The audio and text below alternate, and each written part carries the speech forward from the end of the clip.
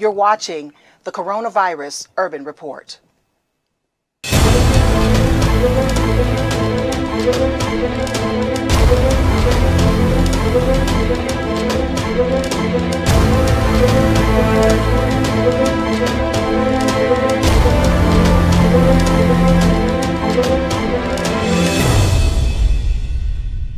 Hey, I'm Lauren McKay. Thank you so much for joining this special live event, the Coronavirus Urban Report. We're so glad that you're here, and I'm so excited to be a part of this project.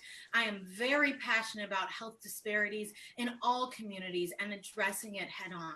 Statistics show our community, people of color, are being impacted by COVID-19 at alarming rates. So underlying conditions such as diabetes, heart disease, obesity, asthma, and other respiratory conditions are affecting African Americans at rates out of proportion to our Caucasian counterparts. We already suffer from these diseases, sometimes 2 to 2.5 times more. And so what we're finding is that individuals that have these underlying conditions are having poor outcomes when it comes to COVID-19. Professor Reed, what can you say about all the other things surrounding the issues of COVID-19? We tend to have health problems more often than others. And that's a result of some other things. One of them is the social conditions in which many people live. Another is their socioeconomic status.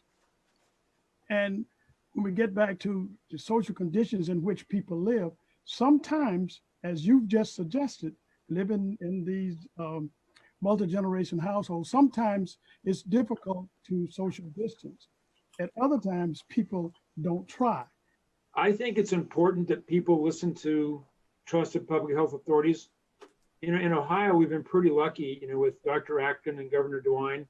They've been pretty on top of things, and in our county, and I know Mayor Jackson in Cleveland has been very active in taking this seriously. So I think people, I think social media is full of a lot of misinformation about conspiracy theories in all communities, and I think people should really think about it, think carefully, and not jump to conclusions. But most importantly, we need you. Your voice. We want your questions, your comments. What's going on in your head? What's going on in your mind? That's what we are going to want to hear from in this next hour. And Rhonda wants to know about blood tests. Are blood tests a factor in determining if you have COVID-19 or not? We've been in the trenches just asking questions. We've been dealing with surveys. We've talked to people raw and real in group discussions about some of the things they want to hear from our experts. And here's some samples of some of the things that they'd like to ask.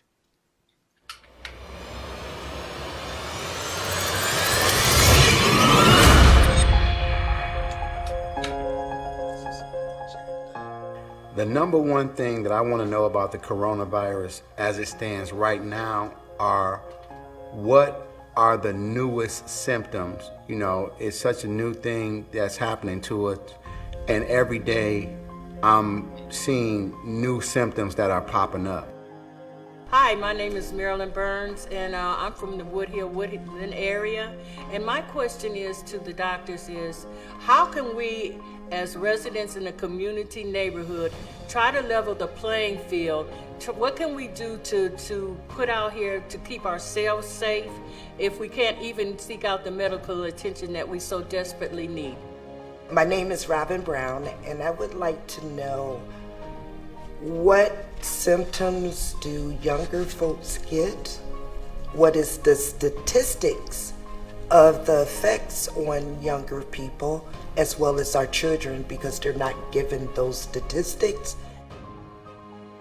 Lots of questions still coming in about testing and where COVID-19 originated from. I want to get to a couple of questions before we move on to our next topic, and we will later have our panel try and answer as many of those questions as possible. Let's see, we have one here about Deborah. She's asking, why are the testing results taking so long? She said she took her test April 28th and has still not gotten her results back. Someone else asking about timing. Skylar asked, how long is this all going to last? Like, how long will this continue? I think the COVID-19, this virus will be with us and affecting our lives until we have a vaccine or an effective treatment. And I've always been an optimist, and I hope we have a vaccine, by the end of the year. I hope we, might have a treatment breakthrough. There's tremendous research and interest in both vaccines and treatments around the world. But until we either have an effective treatment or a vaccine, which certainly earliest would be late fall, we're going to be dealing with this. Throughout this journey, I call it a journey because putting this together was very emotional for many of us because, as I said at the beginning, we are dealing with this every single day. People that we love and care about are leaving us. But one thing I can say is there are people fighting back and they are having an impact in their community. Let's watch. Better days.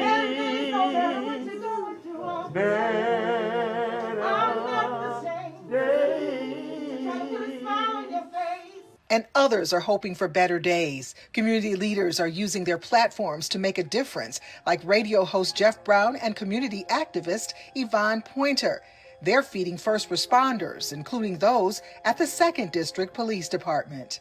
Yeah, we got COVID-19, but guess what? We still got people on the front line. We still got people working. We still got people that are sacrificing their lives for us. So why not? We've been blessed to feed over 2,000 people, frontline workers, off the donations of the people in the community that believe in Hope Haven, that believe in the Jeff Brown Show. It really helps us out a lot. They took time to say a prayer, and a bunch of people, different people spoke, and they give different ideas on how they felt about the police and everything, and you just don't hear that.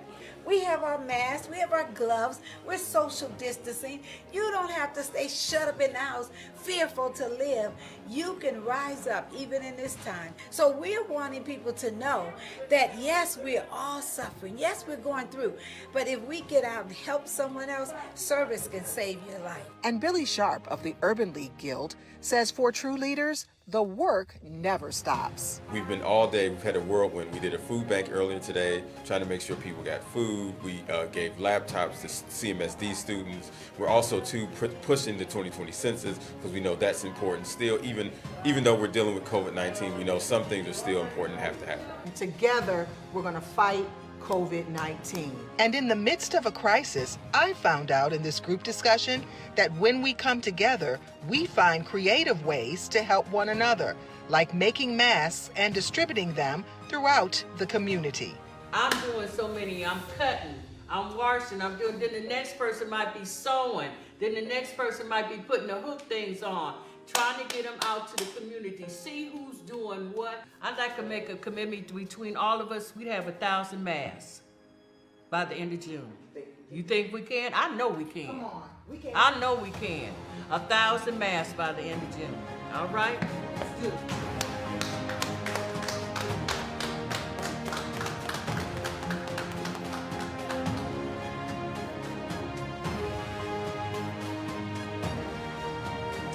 Heard it first here, 1,000 mask challenge. We want to make sure that we share resources with you, 800 numbers and other information on our Facebook page. So we want you to go back and on the Coronavirus Urban Report Facebook page, and we'll be putting more information out there for you. And of course, thank you for watching. Stay safe, stay healthy, stay informed. Best wishes. Bye-bye.